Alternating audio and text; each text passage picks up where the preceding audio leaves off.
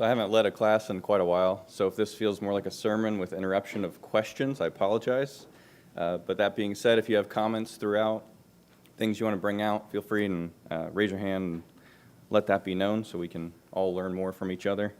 I certainly don't intend to talk the whole time. But the two concepts we're going to be exploring are that of integrity and honesty, and they're words with different meanings, but they definitely go hand in hand, and at least I know Andy agrees with me because that's how he put it on the schedules, putting both of these together. I'm not going to really try and separate them out too much as we go between each verse and that sort of thing, but I do want us to kind of define both of these terms and maybe some of the differences between them. So in your own words, what is integrity? What is honesty? If you want to define one or both, if anyone has any thoughts on that. I think of integrity as being fully integrated. If something says it's one thing, then whatever that claim is fully integrated into the whole body. Mm-hmm. Yeah, so integrity is something that isn't necessarily a circumstantial thing. It's just, it is part of its nature, would you say? Kevin? I think from previous studies, the word integrity is the idea of the hull of a ship. It provides strength to keep everything intact and whole. It provides strength when things come against it, a storm hits it, puts it under strain, but if you have an integrity in your hull, it's going to withstand external pressures and it's not going to fold or buckle. Yeah, so Kevin brings up the idea of like a ship that's the hull of the ship, and if it encounters things, how well does that hold up? How much can that withstand? Anyone have any thoughts on honesty, what that might be? Or you can go ahead. Well, I always looked at it as integrity as doing the right thing no matter what everybody else was doing. Mm-hmm. Yeah, always doing the right thing for integrity. Any thoughts on honesty? Yep. Yeah, someone who's a man of their word. Yep. Mark? There's something that's consistent. We looked at the beginning there, there's home, something that is straight or true. Yeah, straight or true. Yeah, so for honesty, I kind of had the idea of truthful, something sincere, straightforward, something that's genuine. And for integrity, I think it encompasses honesty, but one who has integrity would behave ethically with strong moral convictions. They do the right thing. They'll be honest as well, but I'm reminded of Job. We just did a lesson through Job. Job 2, verse 3. And the Lord said to Satan, "Have you considered my servant Job, that there is none like him on the earth, a blameless and upright man who fears God and turns away from evil? He still holds fast his integrity, although you incited me against him to destroy him without reason." Job didn't let outside circumstances dictate how he was going to behave. Yes, he wrestled with that reality that was presented in front of him, but he still held fast to his faith. He was still upright and blameless, even in all that he lost. And we're going to look at that theme in Proverbs this morning. So to start, I'd like us to consider some of the more tangible aspects of honesty and integrity. And that first idea will be the idea of having a just balance. And he said I need to turn it on. I definitely need to do that. All right. So on these slides, if I have some that aren't written out, they give some extra weight if you're taking notes. You want to look at those later, but they don't necessarily add to the discussion per se of what we're getting at here. But we have Proverbs 11, verse 1. A false balance is an abomination to the Lord, but a just weight is his delight. 16, verse 11. A just balance and scales are the Lord's. All the weights in the bag are his work. And 20, verse 10. Unequal weights and unequal measures are both alike an abomination to the Lord. What is this idea? Can someone explain the idea of an unjust scale or balance? It's not something we often think of these days. Yeah. It's you're out to cheat somebody for your own gain. Mm-hmm. Mark? At the time, a lot of the transactions and things were done by weight. And so they would have little scales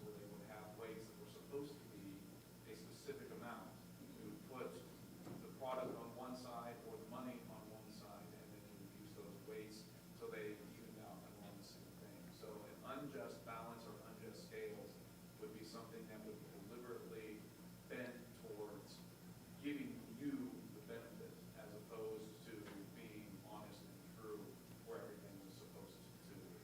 So that, as she said, it would be cheating someone, but very specifically towards that cheating someone would be stealing money from them and or giving them less product than they would do. And doing it very deliberately. Yeah, absolutely. Yeah, we don't trade in the same way these days. We don't buy things by weighing out measures.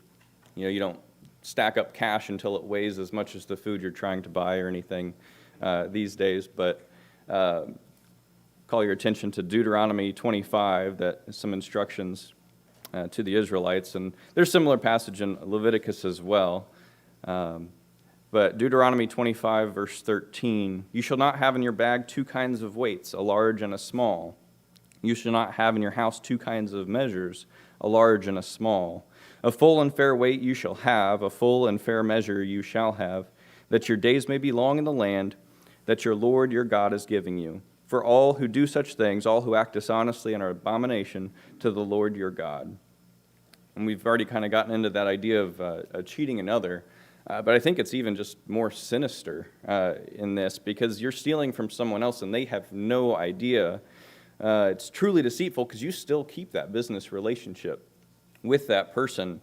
You're not destroying that. You are going to be able to go and do business with them again soon because that deceived party doesn't know that you cheated them.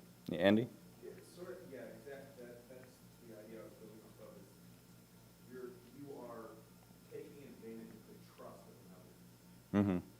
Because like for instance, I filled up my gas tank yesterday. I didn't make sure that I got 1 gallon of gas for $4 and whatever it was. Mm-hmm. I'm trusting that they're giving me what they said. So it's not just the intention to gain; it's you're actively preying upon the trust of others. Yeah. Yeah, absolutely. It's betraying the trust of others, taking without them realizing it. A more modern idea than the weights and measures, but still old to us, that I thought of was Ananias and Sapphira in Acts chapter 5. They sold property, they laid down the proceeds at the apostles' feet, but they didn't lay all of it down. But they wanted those who were part of that church to think that they had. And so their intent was to deceive, to gain a better standing with those who they went to church with, but they were still filling their pockets. And that kind of really leads into that next aspect I want to explore, and that's how long does integrity serve you? And to the opposite of that, how long is dishonest gain going to last? So you have Proverbs 10, verse 9, whoever walks in integrity walks securely, but he who makes his ways crooked will be found out. 20, verse 7, the righteous who walks in integrity, blessed are his children after him. 20, verse 17, bread gained by deceit is sweet to a man, but afterward his mouth will be full of gravel. 21, verse 6, the getting of treasures by a lying tongue is a fleeting vapor and a snare of death. 28, verse 10, whoever misleads the upright into an evil way will fall into his own pit, but the blameless will have a goodly inheritance. And 28:18, whoever walks in integrity will be delivered, but he who is crooked in his ways will suddenly fall. So what are some of those consequences for this dishonest man? We'll cover the dishonest man first. What are some of those consequences? Get your teeth knocked out.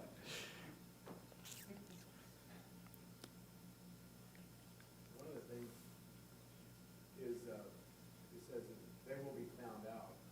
So you think they're the champion of something, but when you realize that they cheated, all of a sudden your idea of them being that true champion is no longer valid. You just like your bubbles burst. Mm-hmm. You're disappointed. I know of a fellow who raced cars out in Benton County, and he had a tape measure that measured shorter than everybody else's tape measure. And so when he set up his wheelbase, he had a different standard than everybody else. He was a winner, but I think he would have been a winner either way. But in my mind, it invalidated him in my mind. Yeah. Yeah, definitely those who are dishonest will be found out. And it just takes away from anything that they win or have. Wendy? I think that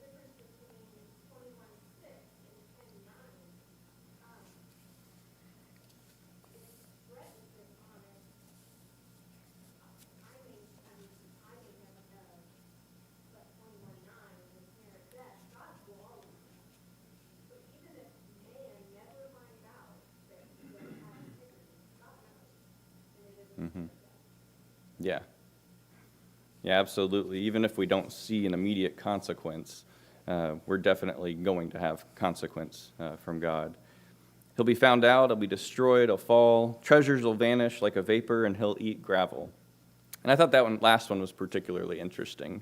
He'll eat gravel. 20 verse 17 says, the bread gained by deceit is sweet to a man, but afterward his mouth will be full of gravel. And there are a few different thoughts on that idea. Certainly, getting your teeth knocked out could be one of those. One who's found and stealing something and maybe gets shoved over. Maybe it could allude to the idea of stoning. But I actually remembered something from my childhood I hadn't thought of in years. That was when I was real young, maybe 4 or 5. My sister and I, at the grocery store with my parents, saw those little green mints that had the little green stripes on them. We'd never tried those before. We really wanted to, and of course Mom said, we're not getting that for you. We don't. It's probably the 10th thing we'd asked about. But we were just really wanting to try those. It was the bulk candy aisle. You can pick out however many, and we both snuck one into our pockets. And being as smart as young kids are, we're eating them on the drive home. So Mom knows all about that. Didn't get away with that at all. And I remember some talk of, should we be calling the police? Are you going to be stealing? And all sorts of stuff that triggered that, right? But until I thought of that again, I couldn't remember what was even the flavor of that green mint, right? I looked it up. It's spearmint. But if you ask me, like that memory of that taste, that was replaced by feelings of shame. And that taste might as well have been gravel. So from the verses we've looked at, maybe from that story, I think we see these consequences can be immediate. That flavor didn't last for me. Not long after eating the bread, it could taste like gravel. The crooked one could suddenly fall. But as Wendy already alluded to, that the paths of destruction, all of these things may not be immediate, may not be in this life, but God certainly will bring all things to light on the day of judgment. So, what about the upright, the one who walks in integrity? What are their consequences going to be? Steve? Chapter 20 and verse 7, often we see in the Proverbs and other places that children are a reflection on their parents, but here, parents who walk in integrity are a good reflection for their children. Mm-hmm. Yeah, the children can certainly be blessed by the parents' integrity. Mark? Looking at 10:9 there, how they walk securely, in that contrast, you're not always looking over your shoulder. You're not always concerned, am I going to be found out? Is someone going to catch me at this? Is something going to happen? Talk about the two bags, the two different measures. Am I going to grab the wrong bag sometime? And is somebody else going to check my bag? Am I going to dump both of them out on accident and be caught in that fashion? When you're walking without integrity, there's some element of you that's constantly looking over your shoulder, how you're eventually going to get caught. Whether even those that don't believe in God have that feeling of I'm going to get caught sometime, but you don't know when. The example that comes to my mind is I remember growing up talking to people that will speed consistently. When you see that cop car sitting on the side of the road or that speed trap, if you're used to speeding, it's the first thing you're going to do. Tap the brake and check your speed. If you're used to going the speed limit, you don't even look twice. I remember some friends that were riding with me one time. We're looking at every time there was a cop car, they kept on glancing around and looking at how fast I was going. I was locked in at the speed limit. I didn't care. I would pass cops driving because I knew I was going the speed limit. There were some smart aleck ones who would go under the speed limit because people were afraid to pass them because they didn't want to get in trouble. And they would look at me and they'd look at their speedometer and they'd nod and they'd smile and I'd smile back and I'd pass the cop because I was going the speed limit, so it didn't matter. Yeah, certainly there's an element of fear when you try and cheat others, when you try and game the system of when is this going to catch up with me? When am I going to get caught? And that idea of looking over your shoulder. Yeah. And for the one with integrity, that's never a concern. They'll walk securely, have deliverance, discover good. The children will be blessed, and they're going to have a goodly inheritance. It shows it's just a lasting blessing that's not only going to benefit us, but those who come after us. Tied to this and also kind of the definition or word association, I think the word integrity has in its root the same basis with the word integer, which math people will recognize an integer is a number that is a whole number, it's not divided. Mm-hmm. And so I think that carries over into the concept of integrity in that we are not divided within ourselves if we have integrity. Because what we think and the way we think, the things that we value and the way that we act will all be in harmony with one another. And it brings it's a whole number. It brings wholeness to us, which I think some of these verses are demonstrating. That when we live based on integrity, then we have a wholeness about us that other people cannot take away. Sometimes we get punished for showing integrity, but we still have peace within ourselves. We're whole within ourselves because we've not divided ourselves with mixed values. And I think that's one of the great blessings. And it's something that wholeness is a term that's used a lot in our society these days because we're trying to find balance between mind, body, and spirit, and where we're one, and seeking integrity is the way we do that. It gives us wholeness within our hearts and minds. Mm-hmm.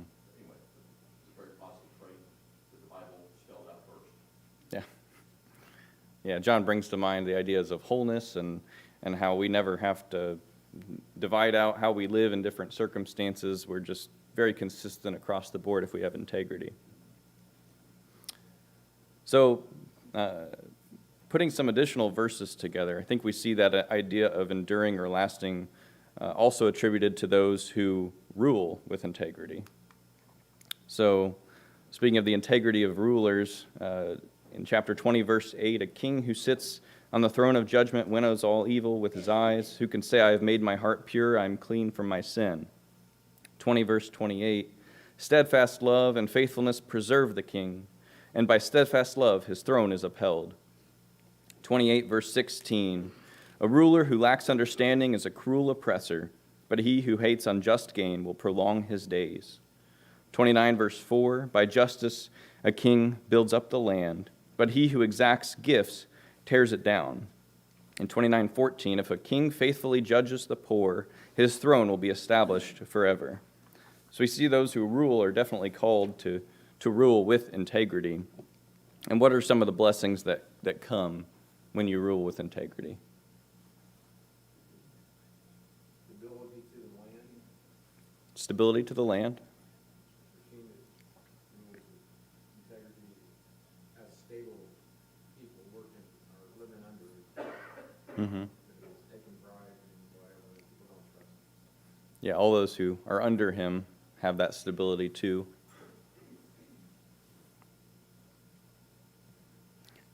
So yeah, preservation, prolonging of days, a throne that's established forever. I was reminded of 1 Peter 2, verse 13, talking about one of the purposes behind the government. Be subject for the Lord's sake to every human institution, whether it be to the emperor as supreme or to governors as sent by him, to punish those who do evil and to praise those who do good. The purpose of the government called out there is to punish evil and uphold good. And from Proverbs, I think we see when that's being done, blessings are going to follow. So we have those who rule being called to integrity. And on the other end of the spectrum, we have the poor. I thought that it's interesting how you see as well in study on integrity, how you see the rulers are called to have integrity as well as the poor. And they're considered better than the rich who are dishonest. Yep. Can I make a comment? Sure. About that last thing? We're told to pray for our leaders, and I've been talking with Sharon about this.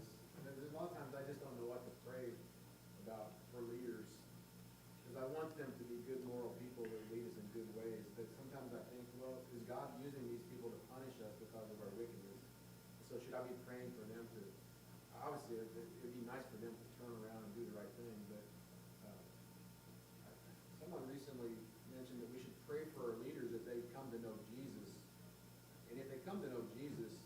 if they are true and real about that, they're gonna lead and legislate and vote in an honest, pure way.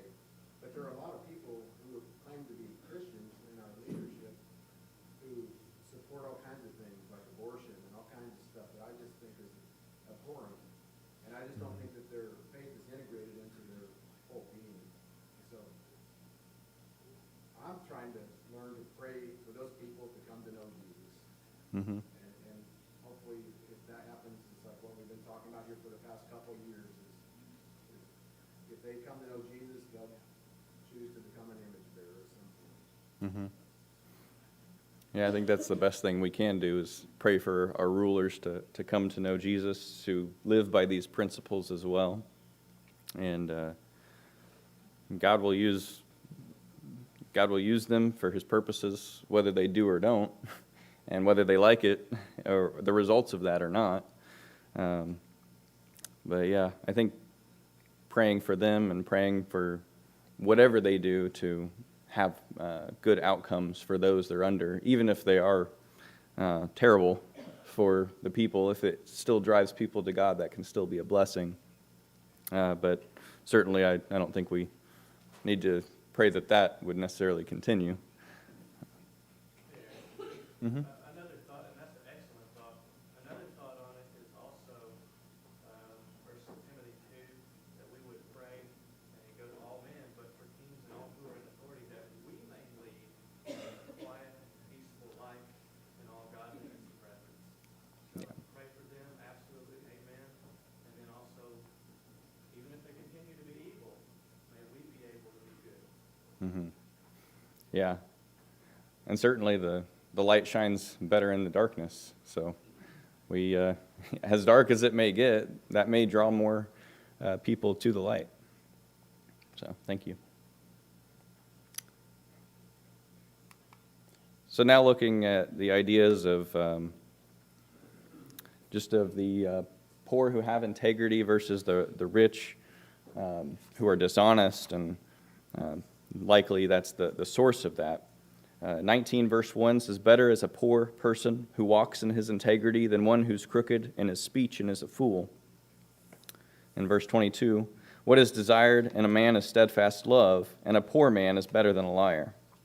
And 28 verse 6, "Better is a poor man who walks in his integrity than a rich man who's crooked in his ways." I think a lot of these different ideas go together, because going back to even the first point where we were discussing the idea of the just balances and those things, having your integrity is worth a whole lot more than any of the riches that you could gain from being dishonest and from using unjust scales. Andy? I think there's also an implication in this and others that dishonest gain is a way to get ahead. Like, and I don't think it's uncommon. Mm-hmm. Like to gain influence and wealth and power, it's the exception that it's done in integrity and honesty. Mm-hmm. And that's one of the things. So it's what am I striving after? And if I have to get there and sacrifice who I am and what I should be, then is it worth it? Mm-hmm. Yeah, what shall it profit a man if he gains the whole world and loses his soul? And we've kind of touched on quite a bit of that idea already, but if anyone had any more thoughts on, how does this not pay off? We know this won't pay off in eternity when you look at it in that way, but why here on earth can it be more valuable to have integrity than riches? You can sleep at night? Yeah. Bill? Yeah, you can sleep at night. Kingdom-minded, blessed, are the meek, they shall inherit the earth. I'm not seeking for more. I'm content with what I have. I enjoy what I have. I'm not seeking for that. I'm seeking for tomorrow. And regarding the better word, again, alluding to what's my goal? Is my goal to own Twitter? Probably not. It is my goal to glorify my God so that I can serve Him forever. I hope so. Mm-hmm. Yeah, Bill brings up the idea of contentment and really what's your goal and how do all those things play in together. Steve, did you have a comment? And I see news clips about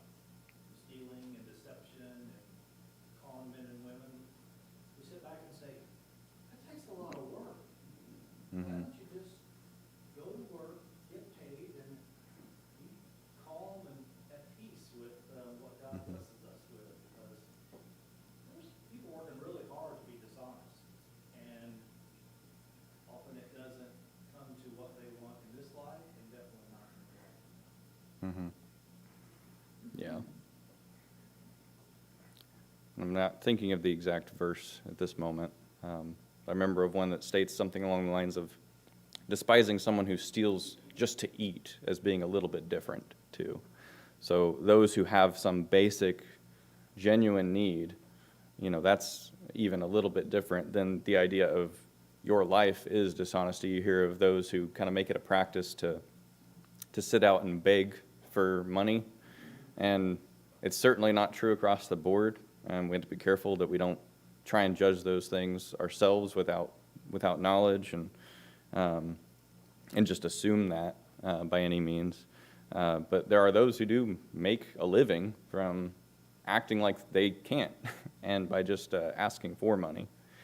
And that would definitely fall into the category here as well.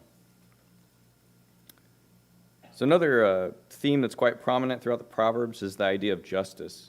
We've already kind of looked at that one-on-one idea of treating each other in fairness and being equitable in your trades, your dealings.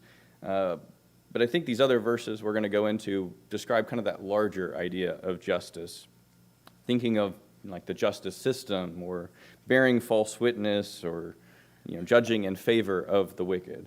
So that'll be the next verses we go into here. We have 14 verse 25. A truthful witness saves lives, but one who breathes out lies is deceitful. 17:23, the wicked accepts a bribe in secret to pervert the ways of justice. 19:5, a false witness will not go unpunished, and he who breathes out lies will not escape. 19:28, a worthless witness mocks at justice, and the mouth of the wicked devours iniquity. 21:3, to do righteousness and justice is more acceptable to the Lord than sacrifice. 21:15, when justice is done, it is a joy to the righteous, but terror to evildoers. And 28:9, if one turns away his ear from hearing the law, even his prayer is an abomination. I'm not going to deep dive necessarily into each one of these, but what are kind of some of the themes that you see throughout these verses?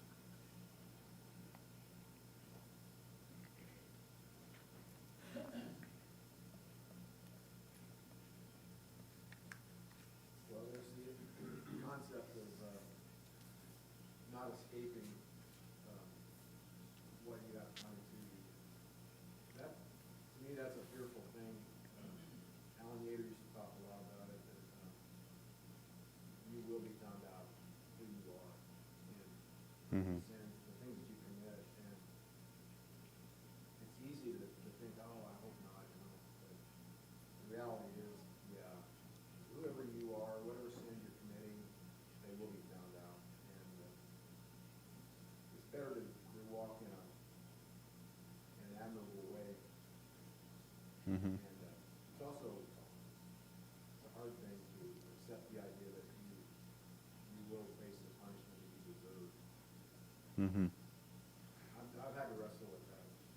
And I'm still struggling with that in my life. Yeah, one way or another, justice will be found out, and it will come out who you are, for sure. Andy? Well, this is very simple, but justice is not something to take lightly. When I think that I connected with all the different passages when it talks about the throne of God, and so often one of those foundations is justice. Mm-hmm. Right? Like his throne sits on justice. So it's a very serious matter. And so as I'm reading through that, I've never been in a situation where I've sat in a courtroom and lied under oath. Mm-hmm. But have I changed the story? Have I, made myself look better in the Mhm. account of the events? Or, there's lots of ways to pervert justice. Yeah. Yeah, even though we might not be in a courtroom, we can certainly pervert justice in our everyday dealings and changing accounts of events and things like that. John? Certainly, these verses are dealing with the pros and cons, the consequences of justice in this life between people. Mm-hmm. One of the things I've tried to, I don't know if other people think about, what if I'm faced with a very undesirable circumstance? I'm the victim of some great tragedy or whatever. Do we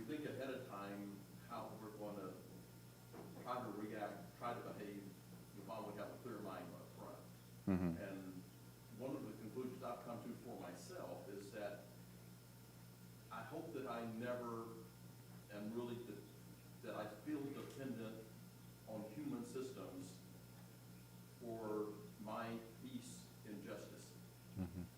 I hope that I, even though we have to stand up for justice, there is a responsibility involved in trying to achieve justice in the human systems and between people as individuals, but yet ultimately, I'm going to be dependent on God to exact justice if that's what is appropriate.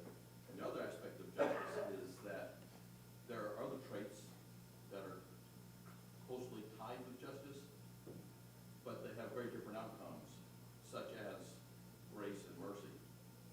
So, I try to prepare my mind to where I can turn over any situation to God and trust in His justice and mercy and forgiveness and grace to balance all those things appropriately, so that I'm not torn apart by the lack of human carrying out of justice, because, as is very obvious, often justice is not carried out appropriately because people are not like God. Yeah. Anyway. Yeah, John gets the idea of just really kind of the despair we can have if we look to our human justice systems as the end-all be-all of justice. And we're like, when you look to man for anything, you'll be disappointed.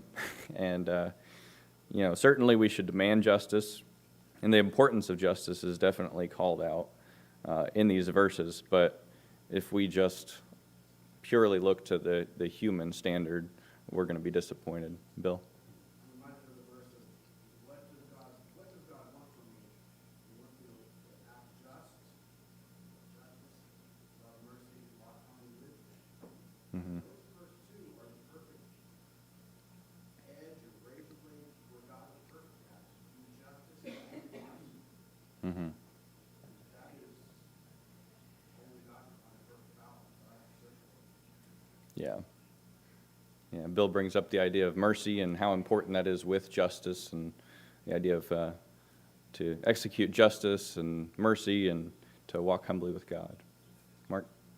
Another thing I was feeling through this is that integrity and justice are things that can't be bought. You can't trade something else for it, you can't get it. But we're talking about unjust gain and everything else. It's not something that you can wiggle your way into. It's something that is either done or it's not. First talks about it's more acceptable than sacrifice. It can't be bought there. The wicked accepts a bribe. Just various elements like that. It's not something that you can be in and out of. Either it's something that is being done or it's something that's not being done. And we can't really get around that. Yeah, Mark gets the idea. You can either have integrity and you have justice, or you don't. Austin? Building off of that as well, I like in this translation how it speaks of breath, because God breathed His life into us, which is pure. But we see the example here for those who breathe out lies, they've replaced what's good inside of them with something that it's not. And especially with lying, maybe a little bit more than some other sins, as you begin it, you have to continue it on to a greater extent to keep the lie up that you started, and it replaces your breath with. Yeah, Austin brings up the idea of breath being life. God breathed life. And in these verses, the idea of breath being breathing out lies, and we've replaced that which is good with that which is evil. Sorry, I keep talking. I think about integrity, and I wonder if it's a lot like those of us that are diabetic. We go in and get our blood sugar checked. It's called the A1C. It's a 3-month average of our blood sugar reading. After Christmas Day, I don't want to check my blood sugar, because I know it's not right. But if I behave for the next 2 months, maybe my A1C will look pretty good in March, I don't know. But I'm just wondering about integrity. I mean, who amongst us is fully walking in integrity? Is integrity a lifetime thing? Or is it a one-time, is it a month long, is it a week? Is it a season of life? Those are some of the questions that I'm wrestling with. Mm-hmm. Yeah, Scott brings up the idea of, was it checking for diabetes or for A1C, and how with that he could have a day where he just indulges a little bit more than maybe he should, and those numbers might be different, but if you start averaging it out, it might look a little bit better. But how is it with our integrity, or is that something where it can really be, one time, or is it continual, and just kind of keeping track of it a little bit more like that? Steve? Ouch. That hurts. For me, it's the dentist. Mm. Month or two before my appointment, I'll start using my electric toothbrush a lot more. I will floss better. I will use whatever toothpaste they think is gonna help my teeth stay in better, Mm-hmm.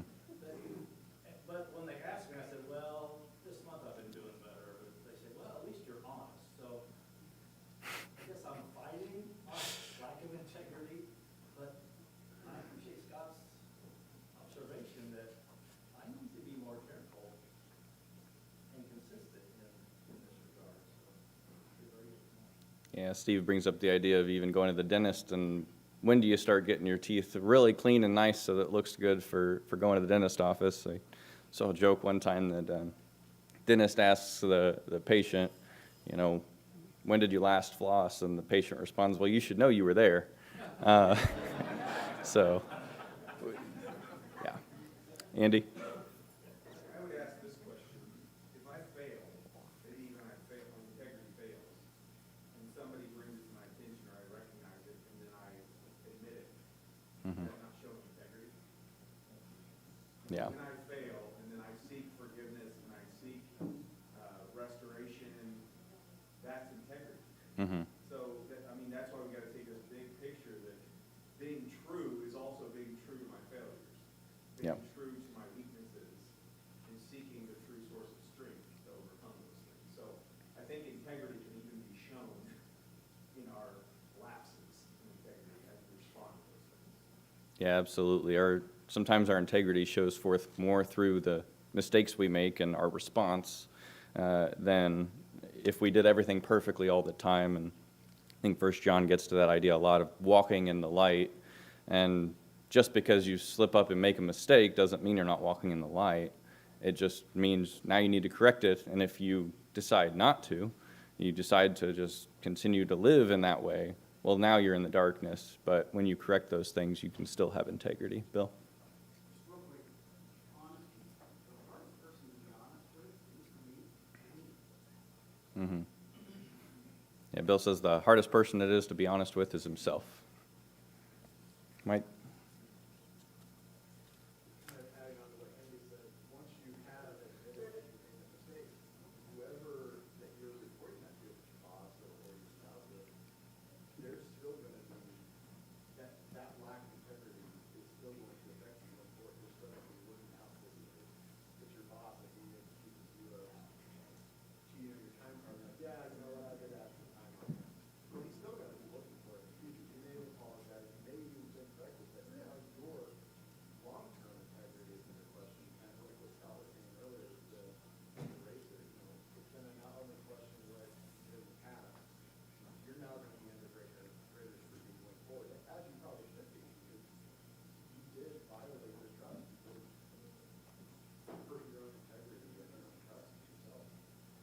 Yeah, Mike brings up the idea of if you're dishonest, then that can definitely damage your integrity and how others look to you, and how that can damage that relationship in the future and cause trust issues. I just have one more point here I wanted us to get through, and that's the idea of our walk. Some verses on that.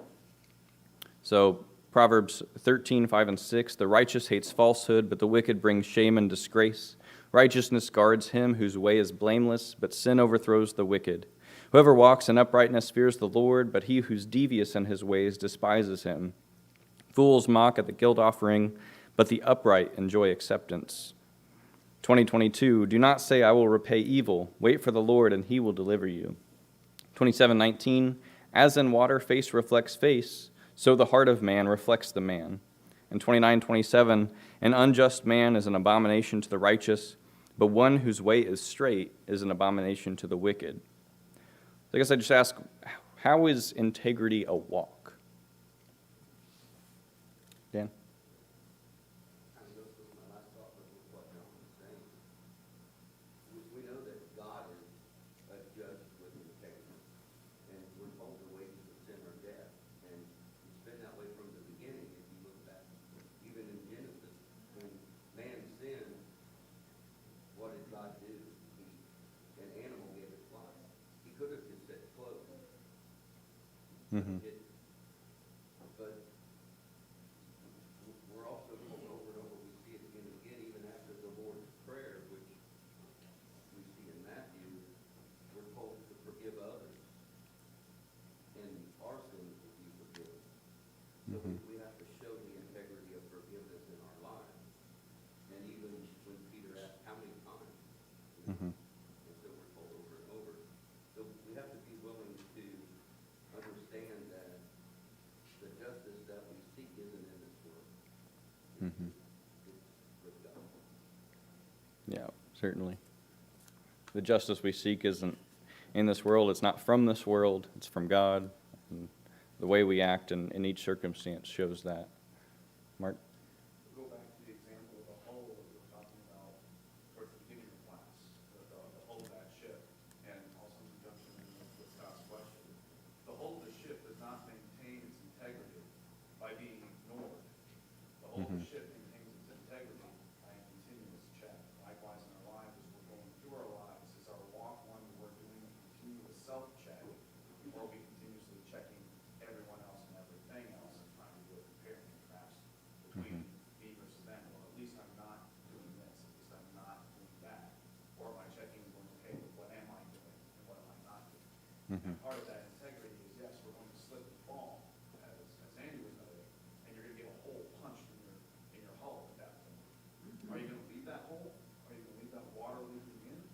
Or are you going to do the work to patch up that hole? And sometimes those patches aren't very deep.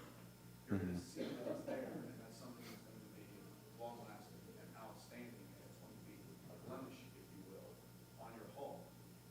But do you do the work to patch it back up, or not? Yeah, Mark brings us back to the idea of the hull of a ship, and if it gets damaged, does it get patched? Do we, maintain that? Because then it can still have integrity, even in those circumstances.